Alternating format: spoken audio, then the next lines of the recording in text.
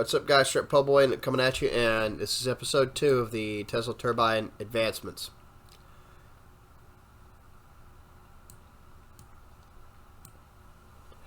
The core problems with the Tesla turbine in practice as of now are 99% of all the Tesla turbines out there are copycats of the original 1909 turbine model, which was missing, just like it, these others are all missing a shit ton of improvements throughout the 1910s and 1920s and all the way into the 30s.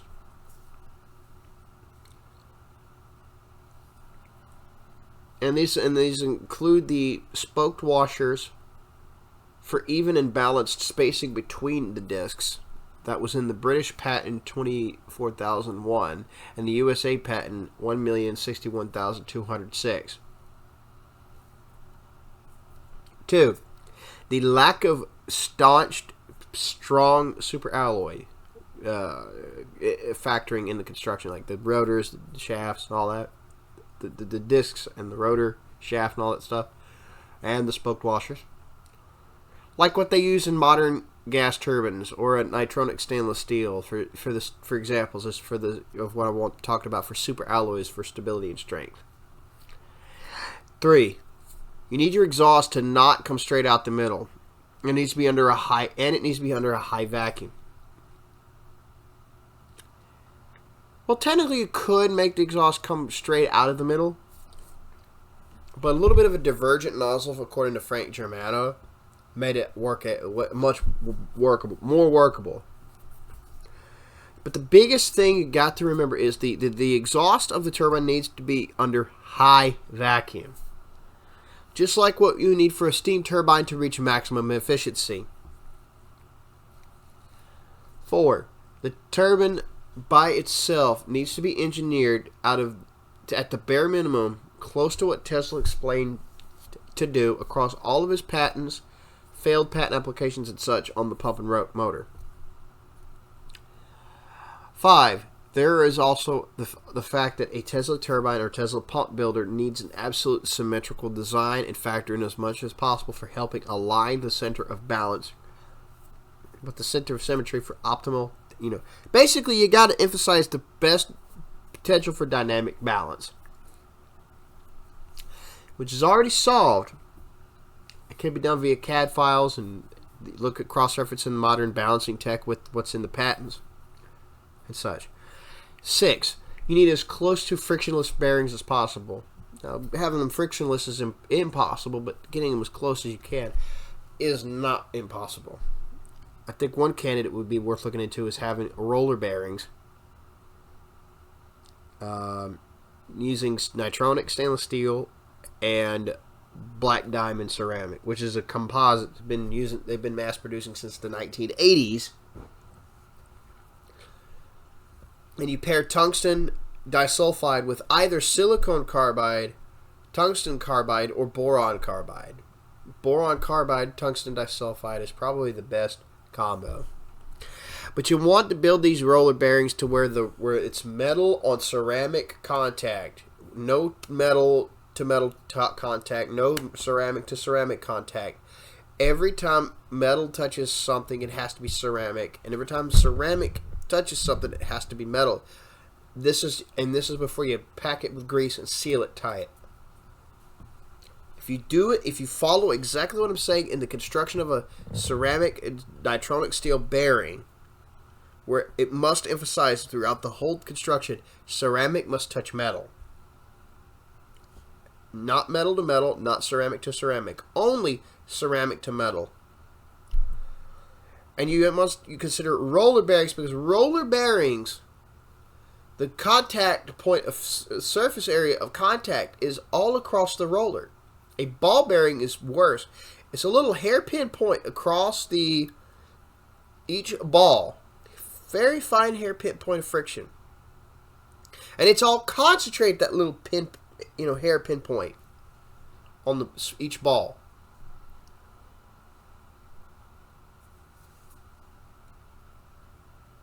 So the roller bearings are going to wear out far later than the ball bearings, because just that alone. 7.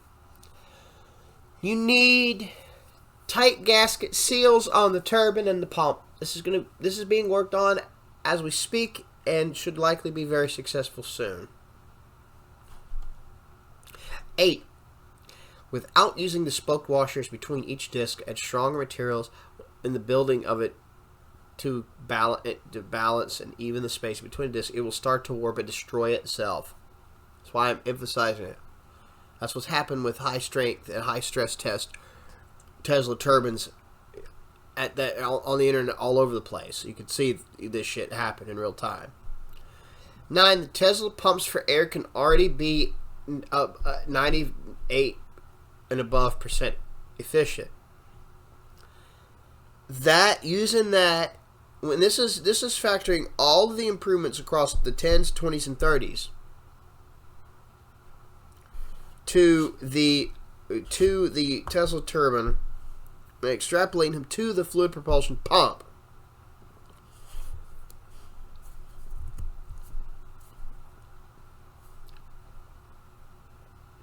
Factoring all these in the construction of the fluid propulsion centrifugal pump and applying it to suck on the exhaust of the turbine, this will solve a lot of the core. This is part of solving the core problems of the Tesla turbine.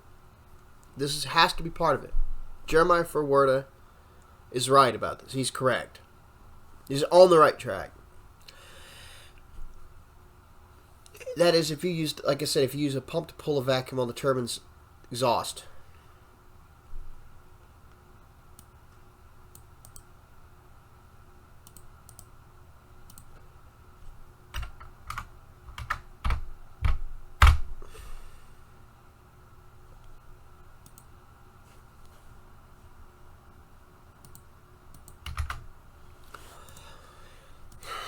And use the pump to serve as the final stage of a multi-stage turbine. If the turbine has multiple stages in it, and then the pump serves as the final stage, or if you just do one stage turbine, one stage pump, it'll be everything still needs to be considered, since this is in itself a big part of this, but it's not in and of itself a magic bullet, but it's the necessary step in the right direction. 10. I'm about to show you a little something in 3, 2, 1. Alright, we're back. These are all CAD images of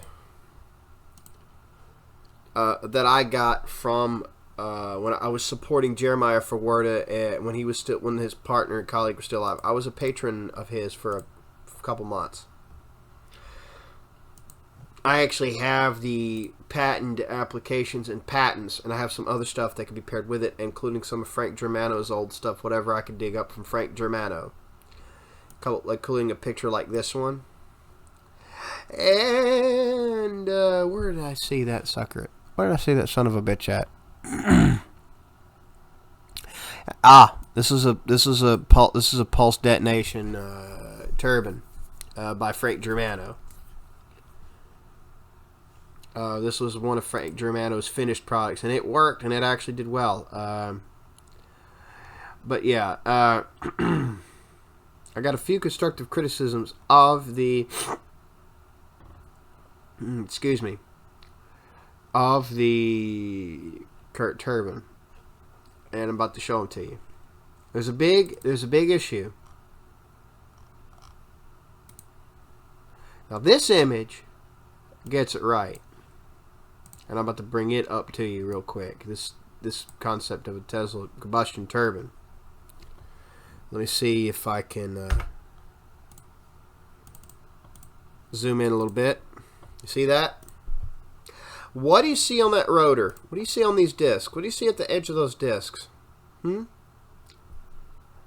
you don't get it, let me go back to these other images.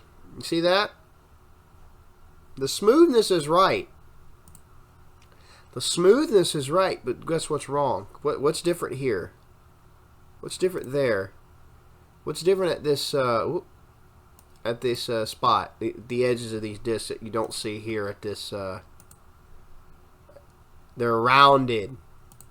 The smoothness Mr. Ferwerda has gotten on his discs are correct. But these need to be round edges. Round, smooth and rounded. Why? Because rounded, smooth edges ensure the grabbing of fluid. The Coanda effect helps the boundary layer and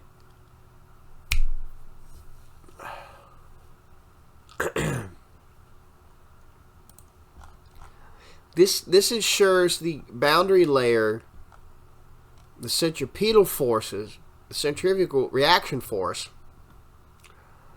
the Coanda effect, and the grabbing of the fluid all play into each other properly, and they all they all work together. Okay.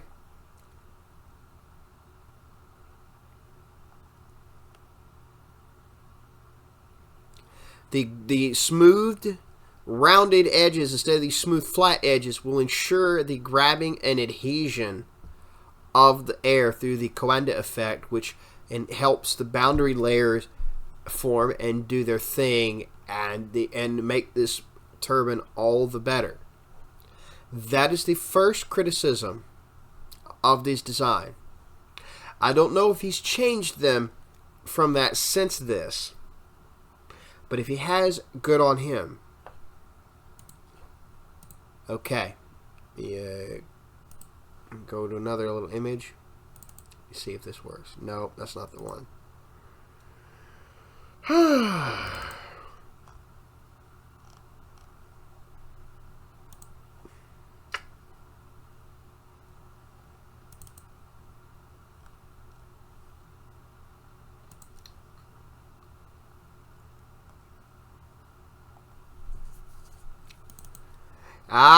This is one of the old image 3D images that Frank Germano made messing with the stuff. This is one I want to also show you before I move on to the other shit. This was posted by Ferwerda and his partner, now deceased partner. Do you see this is the turbine, this is the pump.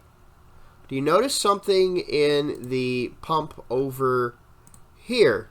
I'm sorry, here. There we go. You know something about that pump? This is the turbine. This is the pump. It fits the theme. This is the pump. This is the pump. That's the turbine. The turbine and pump are both missing the rounded, smooth edges in their disc. But I already said that.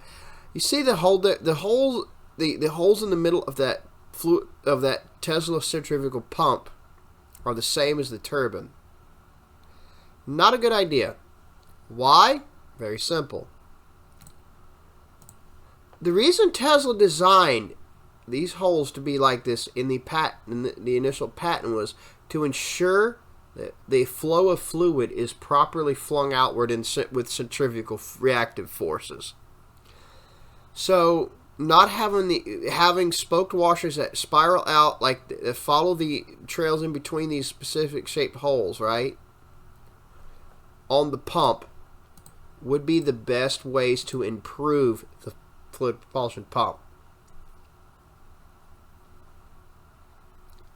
And that would make it work all the better.